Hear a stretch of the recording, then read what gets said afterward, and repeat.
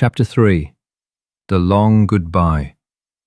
The flight was booked for Tuesday morning, British Airways to Madrid, then Iberia to Buenos Aires, 22 hours of travel that would take him further from home than he'd ever been. The ticket sat on his dresser like a promise and a threat, rolled into one piece of paper. Monday afternoon found Liam in the town centre, walking streets he'd known his entire life, with the strange sensation that he was seeing them for the first time, or perhaps the last time, at least for a while. Everything looked smaller somehow, more fragile. The Victorian shop fronts, the modern shopping centre that had never quite fit with the older architecture, the bronze statue of Cardinal Wolsey that pigeons had claimed as their personal toilet. He stopped at Davidson's sports shop, where he'd bought his first proper football boots at age 8. Old Davidson himself was behind the counter, reading the racing pages with the intensity of a man whose pension depended on picking winners. "Liam O'Sullivan," Jim Davidson said without looking up. "Heard about Ipswich? Bloody fools, a lot of them." "Yeah, well, their loss, right?" Jim folded his paper and studied Liam with eyes that had seen 40 years of young footballers come and go. "So, what's next then? Norwich giving you a trial? Cambridge United?" "Actually, I'm going to Argentina." The old man's eyebrows climbed toward his receding hairline. "Argentina? What's in Argentina?" "Football. And family, sort of. It's complicated." Jim shook his head slowly. "In my day, lads who got released by their local club went and found work, steady work. None of this gallivanting around the world chasing dreams that were probably too big to begin with." "Maybe that's the problem," Liam said quietly. "Maybe dreams aren't supposed to be the right size." He left the shop without buying anything, but with Jim Davidson's words echoing in his head. The old man wasn't wrong. This was madness, really. Spending his savings to fly across the world to chase a possibility that might not even exist. But as he walked past the stadium where he'd been rejected just 2 weeks ago, he realized that staying felt like a different kind of madness. That evening his parents threw him what his mother called a proper send-off, and his father called an excuse to invite the neighbours round for a drink. The small flat filled with people, relatives he hadn't seen in months, friends from school, teammates from his amateur days, even Mrs. Henderson from next door, who usually complained about his early morning practice sessions. "Speech," someone called out as the evening wound down and the crowd began to thin. Liam found himself standing in the middle of his family's living room, looking at faces that had been constants in his life for as long as he could remember. His cousin Danny, who taught him his first swear words. His Aunt Patricia, who'd brought him football magazines when he was laid up with a broken leg at 13. Tommy from down the hall, allowed to stay up late for the special occasion, hanging on every word like Liam was about to reveal the secrets of the universe. "I'm not good with speeches," he began, and everyone laughed because they knew it was true. "But I wanted to say thank you for believing in me when I didn't believe in myself, for supporting my dreams even when they seemed impossible." He looked at his parents standing together near the kitchen door, his father's arm around his mother's shoulders. "I don't know what I'm going to find in Argentina. Maybe nothing.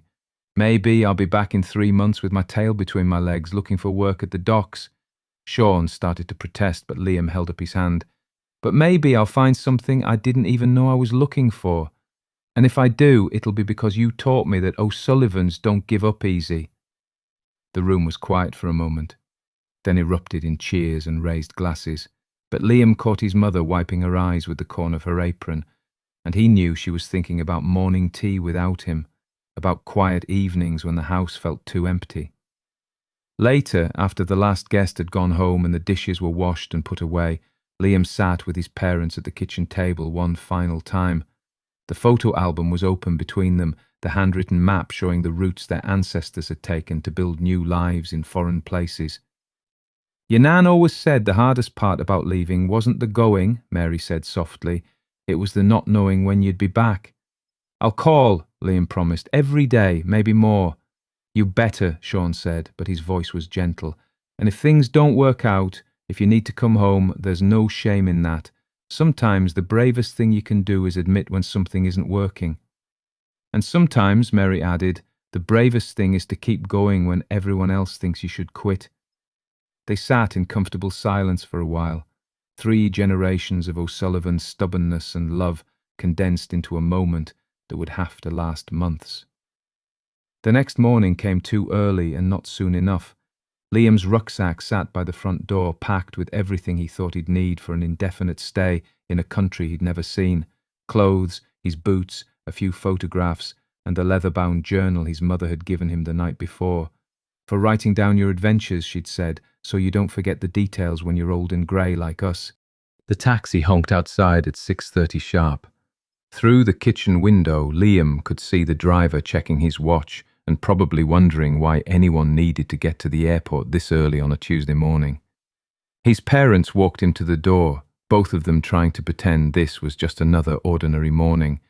His mother fussed with his jacket, straightening the collar and checking his pockets for his passport for the 3rd time.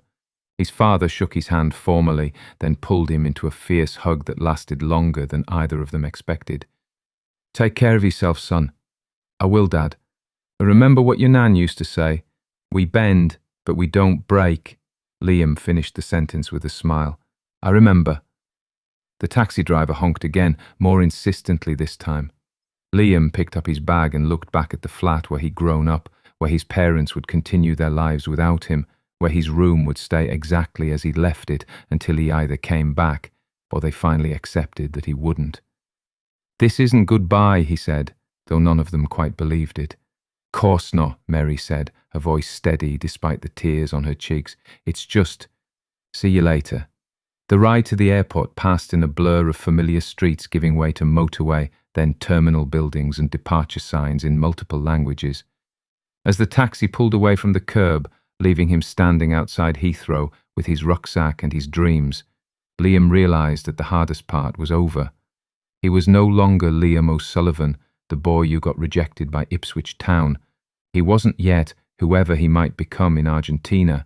For now, in this moment, between one life and another, he was simply a young man with a plane ticket and the kind of hope that only comes from having nothing left to lose.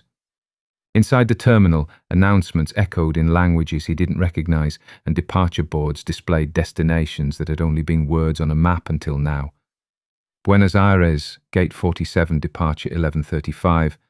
Liam shouldered his bag and walked toward whatever came next, carrying the voices of everyone who'd ever believed in him, the weight of family history and the unshakable conviction that sometimes the only way forward is to leap and trust that you'll figure out how to land.